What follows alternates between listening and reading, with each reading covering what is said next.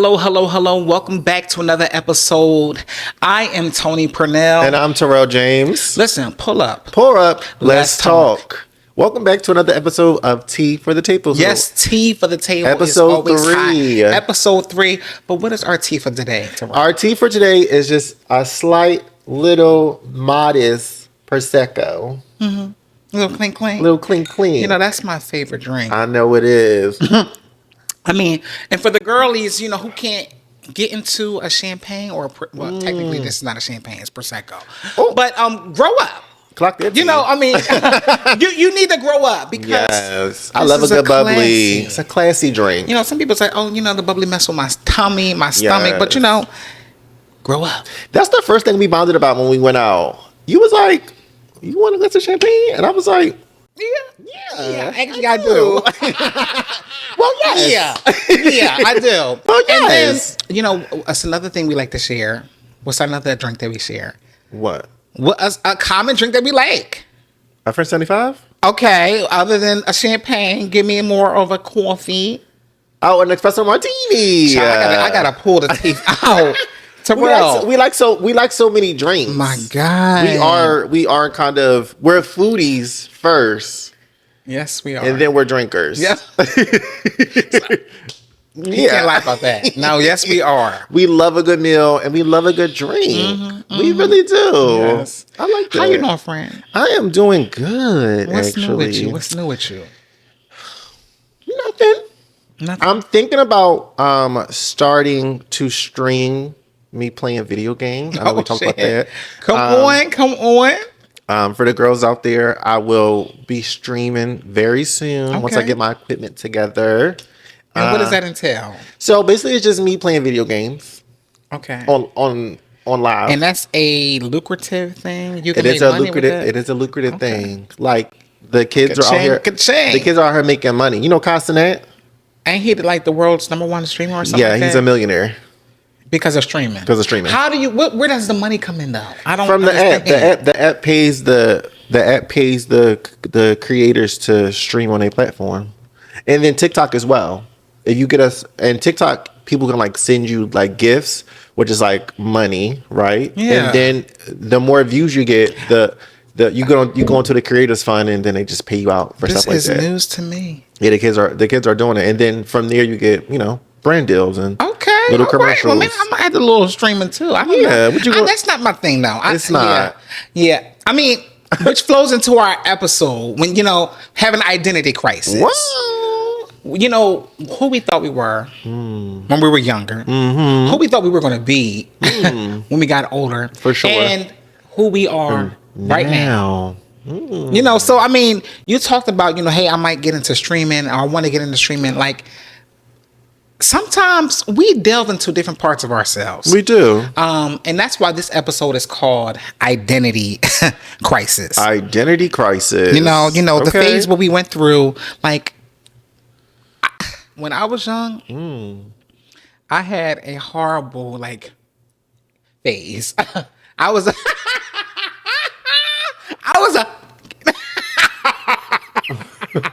the risk is crazy. I was a little Like what does that entail? Like real soft, like real gay. So like what were you doing? Like to be real gay? I was overly feminine. I think so.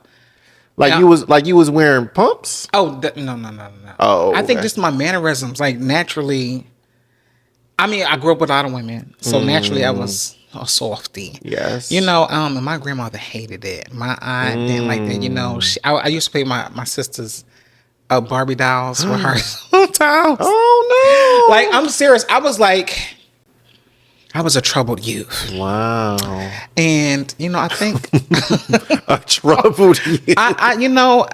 Because when you're a young gay, I'm not talking to the young gays right now. When you're a young gay, sometimes you don't know who you are. Yes. You think because you're gay, you have to subscribe to a particular image or a viewpoint of, the community. I agree. And I guess I grew out of that, but I was a little flaming. So, were you, in the city? Like you was down there. You wasn't on 13th Street. I was a sheltered child growing up. I kind of took my independence. Okay. my aunt raised us. My grandmother's sister. After my grandma passed away, my aunt raised us. Her sister. And we weren't allowed to do nothing. So I snuck out. I was up and down the L. Oh. Like traveling the city. I was a little rascal. Rascal. Little hood rat. I was, friend. I mean, I need me a hood rat chick. Give me a project me. Okay. So I mean, yeah. So I think that's a part of trying to figure out who I was. I was downtown, 13th Street. I want to say not the Breakfast Club. It was something else. You know I would not know. Oh my God. I'm drawing a blank right now, but it was a lot of things, like especially for like the young gays. Like I was young and gay, but I was hanging around with like a lot of older guys. Older guys. Okay. You know what I mean? Yeah. I grew up really fast, and I don't know what that was about. Yeah. And so now it's like I stayed the hell in the house. Right. We did everything. What's your thoughts on that? You know, growing up to my teens and to my 20s, I was very much in the house. I was a nerd to like the nth degree. Yeah. I would go to school. I would come home. Yeah. That was it. I would play video games, play cards, be on the internet. So that was you were a nerdy. Like I was a nerd.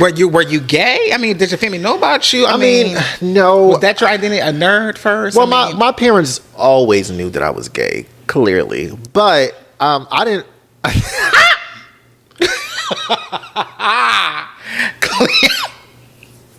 Anywho, I didn't officially come out until I came back from my first year of college. Yeah, and I told my parents that I was gay. First year of college. Mm-hmm. Ooh. Yeah.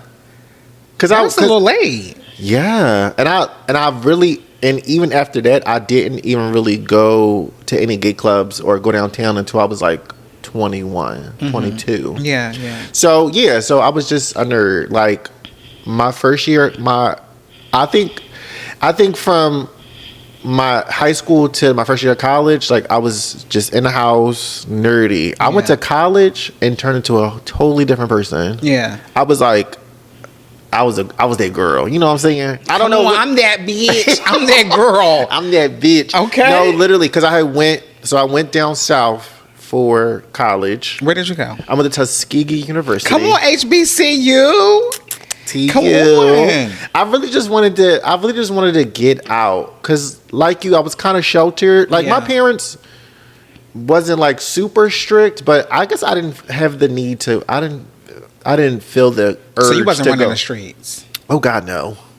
You said, oh God. I hate the bus and I hate the train. I would only take it to school. I was never taking it nowhere else. So I was never going anywhere else. When we didn't have cars and everything growing up, we had to take public transportation everywhere. I was never taking public transportation. transportation. I was fine taking the bus. I was fine taking the L. Fine taking the subway, the Broad Street line. Listen, and all these terms are like in Philadelphia. If we have viewers from outside of Philly. Yes. So that is the theme of this episode. And we're talking about the cringy part of growing up. We're talking about the uncomfortable moments. We're talking about maybe I liked this when I was younger. Maybe I like this now. You know, all of the phases. We're playing it out in real time. Yeah. Because listen, growth is not always cute. It's not. Sometimes it's uncomfortable. Sometimes you're an ugly duckling. Bitch, what did you say? Sometimes you ugly. And then sometimes you're a swan. And I feel like that's the theme throughout your whole life. Like it's peaks and valleys. Yes, it is. Sometimes you going from 21 to 24. I was that girl. From 24 to 28, I was like, who am I? Oh, we're gonna get right back into that. Because sometimes you're figuring yourself out as you go along. No, literally. Like I know I had a cultural shift after college because it's like you have a whole new set of friends. Right. You got your college friends, and then we got your kitchen table friends we talked about last episode.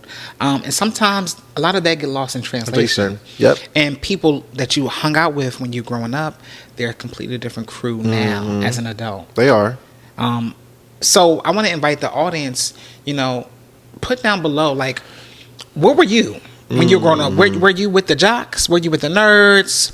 Were you with the what was the another class in high school? The alternative kids. Alternative kids. The musical theater kids. Yes, come on. I was a musical theater kid. Mm-hmm. You know, that's another theme. You know, another layer to another facet. Another facet. But let us know, where did you fall at? Mm-hmm. And are you still a part of that journey today? Where did you see yourself transitioning? Was it an easy shift for you? Let us know in the comments below. Mm-hmm. Let's talk about the phases that really defined you. Okay. When you were a youngster or a young adult. I think if I had to put phases into my life, I would put it into like a book. It would be chapters. Come on, let's talk about that. Yeah. And I feel like my book didn't start until after college. Why? Why is that? Why was that phase so crucial? I just feel like that was the turning point in my life. Like, I family remember that I used to stay with a lot when I was in college. My aunt, she said, after that first year, something you just shift. Mm-hmm. You just became like you. She said before that you were somebody else. But what pushed the shift? I think it was just me being on my own for like the first time. Mm-hmm. Like being with my parents. Like I had never been with my parents longer than a weekend. Mm-hmm. Like ever. So like so family is big for you. Family is big for me. My family is everything to me. When my parents dropped me off at college, there's a picture hanging up in my parents' house of my mom crying. We're embracing, and she's like in tears. It's on our wall because it's hilarious. Once my mom closed that door and they drove off, something in me just turned. I just turned to a different person. I just felt so free and just felt like so ready to be myself. Did you feel like caged? And I did. You know what? I didn't feel caged when I was home. Mm-hmm. I just maybe felt like I couldn't be like myself. So the first chapter of my book would be college. That's what it would be called. It would be called College. Yeah. T in parentheses. And you got to remember, and people who went to school, people who went away, whether it be trade or college or anything, you got to remember that is your first taste of independence. You know what I mean? Yes. Like it's like, oh, I ain't gotta come in. I ain't gotta go to sleep. I don't gotta answer to nobody. I can come and go as I please. I ain't gotta clean this room if I don't want to. I ain't got like if I want my dorm to be nasty or be messy, I can't. Like that is your first taste of independence. Literally. And so when you graduated, it was even more of an independent step for you. Yeah, I came back home and I got my first boyfriend. And then, because we get to a lot of firsts. Come on, first boyfriend. I had a couple of situations in college. Come on, situations. Okay. But when I came back home and I started to work, I got my first boyfriend. And then that would be my next chapter. Mm-hmm. It would be his name, but I'm not going to say his name on camera. That would be the title of his name. We know who you are. He definitely shaped the first half of my 20s. Mm-hmm. I will say that. And then that was a totally different person. Because remember, before that, I never went downtown. So I had no idea of 13th Street. I had no idea of Woody's. I had no idea of Voyeur. I had no idea of anything down there until I got with him. Literally had never been to any of those places. Had never been to my first gay club until I went with him. Oh my God. Didn't even know So was that a cultural shift for you? Yeah, it was a cultural change. Like when we went to the first time we went to Woody's, it was like on a Saturday, and I was like, oh, this is cool. But what really got me was the let out and how everybody was like on the street. I was like, I'm overwhelmed. Yeah. I was like, this is too much. You didn't have that in college? Never. Well, there was no gay clubs there. No gay clubs. Okay, what about, was it like a LGBT center or it's like a GSA? I went to an HBCU, love. Me too. I went to Lincoln University. The boys I couldn't even be in my friends' dorms. I couldn't even go up to their room. On the girl side? On the girl side. Yeah. Yeah. Well, none of us could. No, no. There was no... Tuskegee is like a southern... I'm not saying it's a Christian college, but it's very conservative sometimes. So no, there was no LGBTQ anything that I was aware of when I went there. Maybe a shift now, but when I went there in 2009, no, nothing. There was nothing. So yeah, that was my first time, and that would be the next phase of my life. Yeah. Yeah. It was a culture shock. I think for me is when I had a piece of independence when I graduated, and I had my first apartment like right after graduation. I think I worked for like a half a year. Then I stuck up my bread, and I got a cute little 2-bedroom apartment. You said, "Girl, I gotta get out of here," because at that point you were so used to just being by yourself and being on your own. I was to come back home. Yeah, girl, I'm leaving. I wasn't for it. Girl, no. I mean, because it was like, all right, you think you're grown? Yes, I am grown. Actually, I am. Actually, I am. But I couldn't be grown in my aunt's house. I was like, okay, well, shit, I'm gonna have to get my own shit. Yeah. I think I had a car before I had my apartment. I had got the car. That's what a real independence it is. Because once you got that whip, you can go wherever you can go wherever you want. Yeah. Then I got my apartment. My boyfriend moved in with me because we were already there in college, and we moved in together. He moved in like a couple months after I did. So, what you gonna say? Oh, yeah, that was real grown. So we talk about cultural shifts. We talk about identity shifts. Like grown. It's like, okay, we're here. Like we're here. We have evolved. We have arrived. We're grown. Real grown. Had my whip. Had my apartment. And that, like I said before, that was like me owning all of me.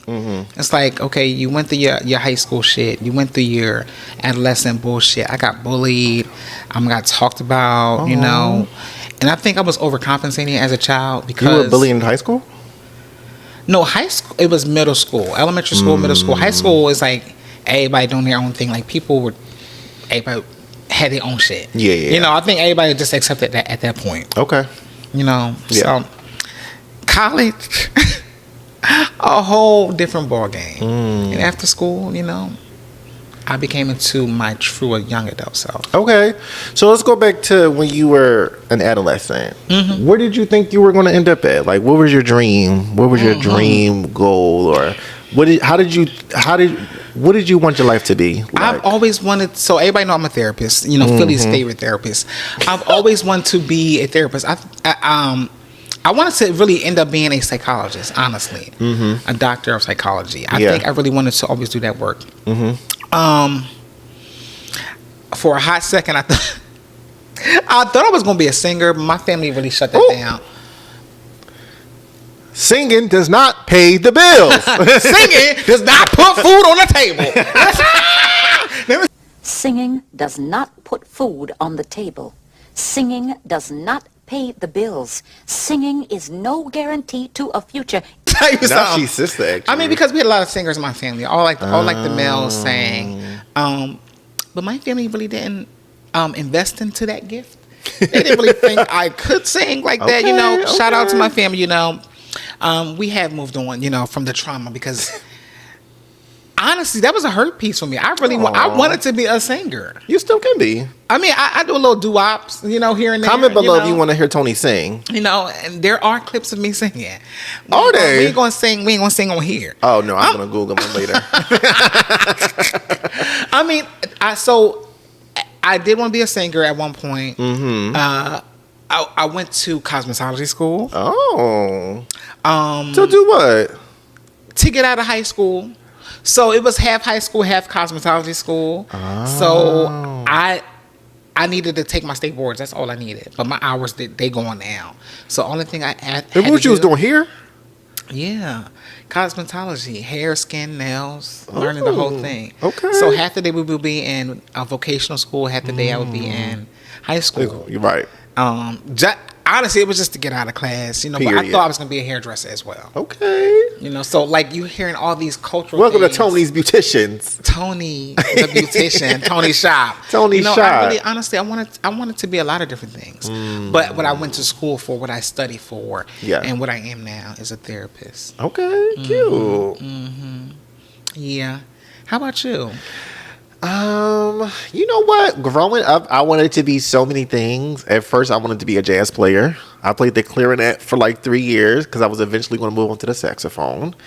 I didn't water that talent, so that was going. And can you still play? I can do a little bit of music. Okay. Purnell. I'm sure I could. If you picked it up, if I would you picked it up, I still- think I could do it. What? Yeah. I was a music minor in school. Oh my gosh. And then for a little bit, I swore I was going to be an archaeologist. I actually applied. Wait, what? Yeah, I actually applied to a lot of schools to be an archaeologist. I don't know what it was about archaeology. I think I had like a camp or something I went to. Yeah. It was like an archaeology camp, and I just fell in love with it. Like, my dream was to like go to like Africa or like Japan or like China and stuff and like discover bones. And I wanted to sit there and be like this. Right? You know what? For a touch, I went to the Franklin. What is it? The Franklin Institute Museum or something like that. And that one dinosaur exhibit when you brushing off the fossils. Right. It did seem fun. No, it was fun as hell. That was like a school trip thing. No, literally from maybe 8th grade all the way till 11th grade, I thought I was going to be an archaeologist. You really wanted to do? No, I dinosaurs? really did. Okay. Right.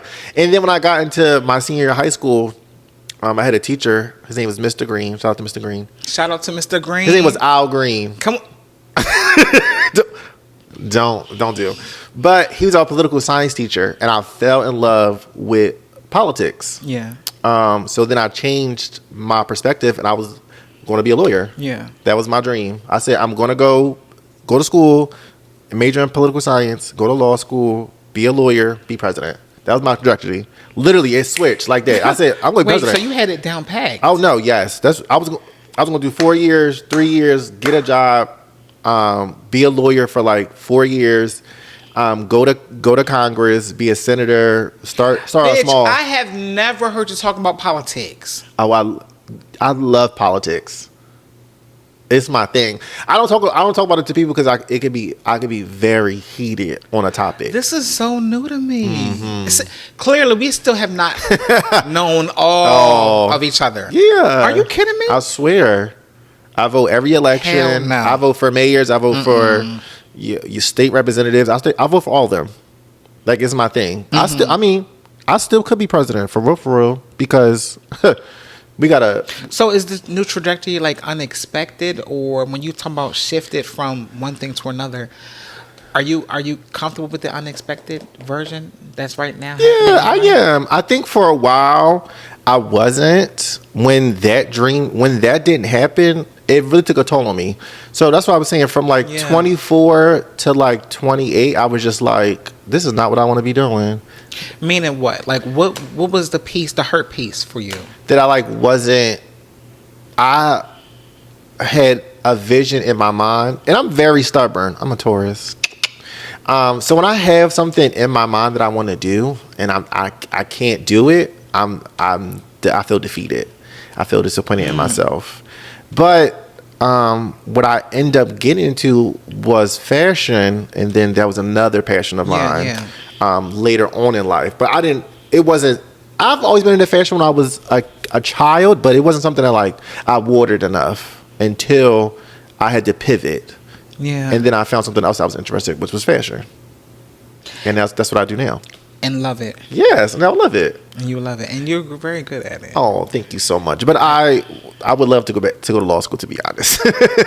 We know we talked about that last year. Yeah, at my big age, I would love to go to law school. I'm not even joking. If Kim Kardashian can do it, well, she's not a lawyer, but well, I mean, Kim, she's an advocate. She's a very strong advocate, for criminals, and helping them the I don't want to incarcerated. say what are they called? Not criminals, but people who have been wrongly convicted. Is that what she's fighting for? Yeah. Well, yeah, she's fighting for people to get a second chance in life. Like people who have been in jail for little crimes, but have been in jail for 10 years. You know what I'm saying? People who have been got more than the sentence they deserved. People who are being in jail for a little bit of weed and being there for 10 years. Yeah. That don't make no sense. So she's fighting for that. I do appreciate that. Okay. So shout out to that. Shout out Kim. Hey, shout Kim. out to that white woman. All right, finish this sentence, friend. Okay. I thought I'll be blank, but instead I'm blank, and honestly, that's okay. Ooh, I'm about to get fucking emotional. Oh no. I'm 36 years old. I honestly thought I would be married by now. But instead, I'm single. And I'm that's okay. I'm okay with that. Oh my God. I really, because it's like, I bought my home at 30. Like when you talk about this trajectory, got the whip, got the apartment, got the home by 30. I had a mission to be a homeowner by 30. By 35, I at least thought I would be married. I am very much single. I mean, you're not married. That's as single as you can get. I mean, you could be in a relationship. I mean, no. If you ain't married, you are single. So anybody out there, dust it off, who was looking for a great man, slide in his DMs. Catch. Come on, slip and slide. Yeah. Okay. I got a couple questions for you. We're gonna go to the next little segment. Archive but not deleted. Okay. So technically, we've grown out a couple phases, but sometimes we might need to hop back into that phase just for a hot second. Give me an example of a song that you used to cry to that still has low key emotional moments for you. Give me that song that is like a banger. That I used to cry to. It still slaps today. Archived but not deleted. When I was in high school, I was obsessed with Mariah Carey. I know you love Mariah Carey, but when Emancipation of Mimi came out, like that's not a song. That was an album that like I would sit in my room. It came out in 2005, mind you. And I would lay in bed and listen to it. And you know what song would get me? When it would start off.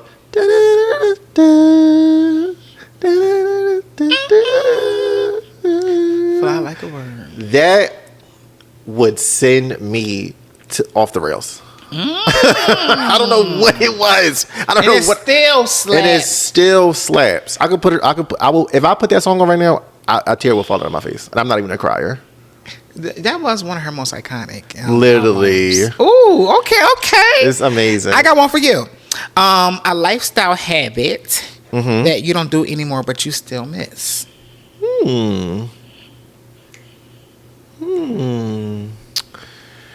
I don't know. That's so toughy. I'm trying to think. Have I grown out anything that I miss? No, child. I'm still a kid. I still play Pokemon. That's all I'm on the stream. I still do a lot of stuff. Maybe. Yeah, no. I don't think I have one, to be honest. Okay, so you just fully evolved version of yourself. Yeah. Yeah. You don't go back to old time sake. No. What about like food, like peanut butter and jelly sandwich? I still ramen eat those. noodle. Okay, a bowl I don't of cereal. eat ramen noodles. He's too good for fucking ramen noodles. I don't eat ramen noodles. Are you kidding me? I used to eat ramen noodles, but I don't miss that. I throw a pack of ramen noodles on in a minute. A PB&J. I know. A grilled cheese. I love a PB&J. Don't get me twisted, because I toast mine on the stove. Okay, a little piece of butter. A little piece of butter. Okay, I'm grilling that thing. All right, here's another one. A friendship or version of you that did not age well, but taught you something. Let's get into it. Oh, Jesus. A friendship or version of myself that it did not age well. It did not age well. But it taught you something about yourself. I used to have a really bad attachment style to people. It was almost borderline obsessive. Yeah, I could sometimes have an obsessive personality. Back in the day, I could have. So I would fixate. What? Yeah, I would fixate on one thing or one person, and that would be like my entire life, my entire identity. So I had a friend who I was obsessed with, and it just I wouldn't. In what way? Meaning what? Like just like overly friendship, overly top friend, like top friend, like top everything. Besides my family, who nobody would never be above. Yeah, they were that for me. Like, and I had a boyfriend at the time as well. Damn. Yeah, obsessed. I think we were obsessed with each other. I think I touched on it on the last episode as well. Is that we were obsessed with each other, and then it just fizzled out. It just fizzled out. Yeah. And it had to. We had to grow and be separate people because together we were good together, but I think we are better apart. If you're now just tuning in, we're talking about this idea about identity crisis, who you are, who you grew up to be, and who you are now. Yeah. And sometimes that age-old saying, who you hang out with, what does they say? Birds of a feather flock together. That thing is true. It is. If I cannot separate myself from people that, one, maybe harmful or maybe not good for me, then it's only going to get worse later. And so I'm not sure if that whole relationship meant any good for you or was unhealthy in any way. Terrell? It taught me a lot about it taught me a lot about myself, what I want, what I will and won't tolerate from relationships. Yeah. It taught me a lot about that, like what I won't accept. So I'm learning that still right now. As we speak, I am still learning that. Like, and I hold friends to a high degree as well. Yes. But you do. last year, I've learned to let people go. I'm gonna say, how was that transition from you? I know when we. Oh, excuse me. Oh, girl. The champagne. The bubbly. The bubbly. I know when we first became friends, you were kind of transitioning to that part of you, or that that version of you. Okay. Like I think I saw a little bit of the socialite, and then a little bit after we became close, that changed.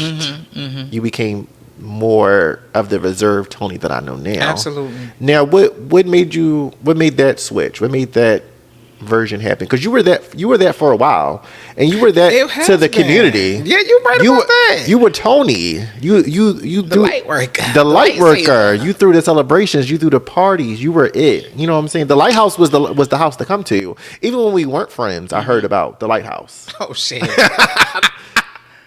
She was famous. That is not untrue. It's still Talk the hard on the grade. Beat me. Give me some. It is still a place of refuge. Okay. Let me tell you something. Terrell. Honestly, when I began, I'm getting emotional. I had to make a change. Because people showed me who they are. And it was not fair to me, my life, my mental, my peace, to have people around who were harmful. And I don't want to say like beating my ass or anything, but if I give, and I do this, and it wasn't necessarily always return in the same vein, then I'm abandoning me. Right. And so I wanted to stop it. And it wasn't a overnight thing. It was a progressive. It was thing. Progressive. Yeah, you know what I mean? It was like, oh, this person's moving like that. It's like, oh, okay. And realizing that I don't have to always be in the fucking mix. I think I had and we talk about identity. I think I had a fear of missing out on a whole lot of stuff. FOMO. That's what that's called. Fear of FOMO. I had a lot of things that I wanted to be around and support people because I think I wanted that in return. It's like, okay, bitch, show up for this person. Okay, show up for that person, and go here and go there, because deep down inside, I wanted people to do the same for me. You know what I mean? I wanted, really honestly, the people to show up in the way that I showed up for them. And when I realized it was not happening, I said, that was the shock. That was the cultural shock. It was like, oh no, people are going to show themselves to be true. This is who they are. People only are out for themselves sometimes, and girl, and so do that. I don't mind being in my home. I don't mind staying in on a Saturday sipping a glass of champagne. I don't mind my self-care Saturdays. Like, I don't mind doing that, because at my core, I had to be here for me first. Yeah. And sometimes we get wrapped up in situations with people when we thought we was gonna be friends forever, or work friends, or whatever. And sometimes it has ran its course. If you are a person out there who is struggling to find your circle, your friendship crew, however you identify, I think it's essential to find you first. Yep. That's the piece that we're talking about today. Knowing who you are before you can be a support to anybody else. If you can't love yourself, how the hell you gonna love somebody else? That's what Mama Ru always. Can I get an amen? Can I get amen? I mean, what's your thoughts on that? Was for you seeing that shift? Was it surprising for you seeing that from me? From you? Yeah, it was. Why? It was a shift because, like I said, I had known you to be the light worker. Yeah. The light. Everyone come. Everyone be here. Yeah. You like to host. You like to be that. Yeah. For everybody, and to see it shift. I don't necessarily think it was a shock to me. Because you was. I think I was the biggest advocate for you to. You was like, about time, bitch. I said, girl, let me hold your hand. Yeah. Girl, you need to be alone. You need to slow down. Yeah, you need to worry about Tony. Yeah, friend. Cause you were going you were going through your own thing. Mm-hmm. You were going through your own tribulations and trials, and you didn't tell everybody what you were going through, and that was. But do you think that was the signifier right there? If you can't tell the people that's supposed to be your friends what you're going through, come on, friend. Then what's the point of them being in your life? They had no idea. Suffering in silence. Yeah, you're right. You had a couple of people you went to, obviously the regular people, but the people that you called your friend, your family, your chosen ones, your core, they didn't even know. Mm-hmm. That's real. And I think a lot of that was attributed to one, shame, one, guilt, looking. If you're at a certain level and you have this certain status and then you're not there, people looking at you like, well, what the who you dealing with this type of shit? Like you of all, like it's a shock for me also. And it should never come to that. Like if you have that thought in your mind that people are gonna be like, I'm surprised. And that's exactly what I thought. But they really should be like, oh my God, Tony, how can I help? What you need from me? What can we do? Yeah. Like what type of support do you need from me? Yeah. Do you want to talk? It don't always have to be financial. It could be just, girl, I just want to sit here and we can just talk. Yeah. I mean, we can do whatever. We talked about that in the last podcast. Yeah, like that's your friend group, and it should never be a fear to show your friends that you're struggling, because they just support you. But I didn't feel safe.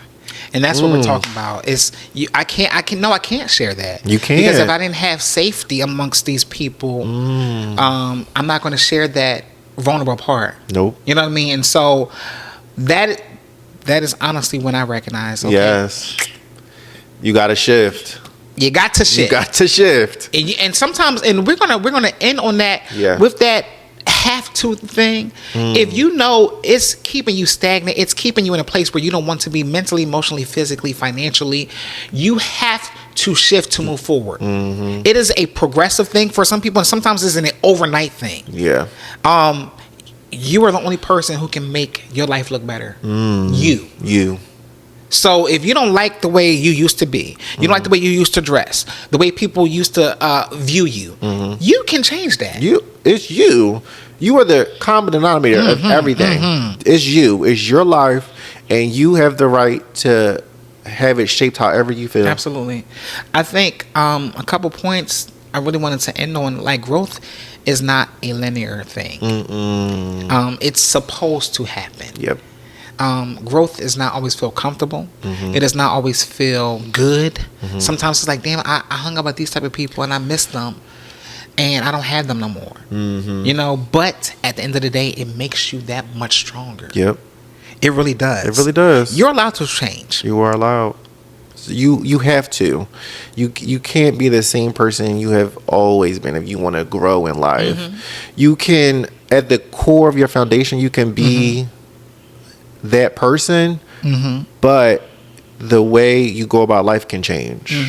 Yeah. Always keep your core values. Always keep the things that make you who you are. Yeah. But then just grow them to the infinite Absolutely. possibility that you can grow them to. I think don't rush to arrive. You know what I mean? Honor Don't who you are. rush to become arrive.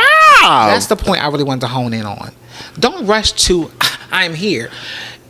Naturally, you're going to get there. You're going to get there. You know, don't rush to arrive. Honor who you are becoming. It's a process. This is a call to action.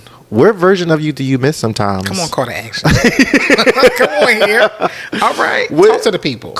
Let us know. Drop it in the comments. What version do you miss to yourself? And you know, maybe you'll find some common ground. Maybe you'll find a friend.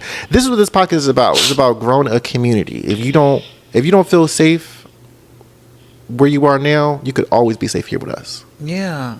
And it's not the version that I miss. Sometimes it's the part that I'm proud that I let go also. So Terrell said, what version do you miss? I'm going to say, what part of you that you're proud that you let go of? Yes. As he said, this is tea for the table. Tea for the table pie. You can always feel safe here. Yep. Let us know in the comments below. Where can he follow us at, Terrell? You can follow us on all social media platforms at Tea for the Table Pod. That's Tea for the Table Pod. And that's also our email address as well at gmail.com. Yes. Email us. Tell us your thoughts. Maybe we'll read your comments aloud. Yes, Yay. I'm excited. So here's to another episode. We will catch you next week for a lovely new episode. Until then, clink, clink, clink. Pull up. Pour up. Let's talk. Bye.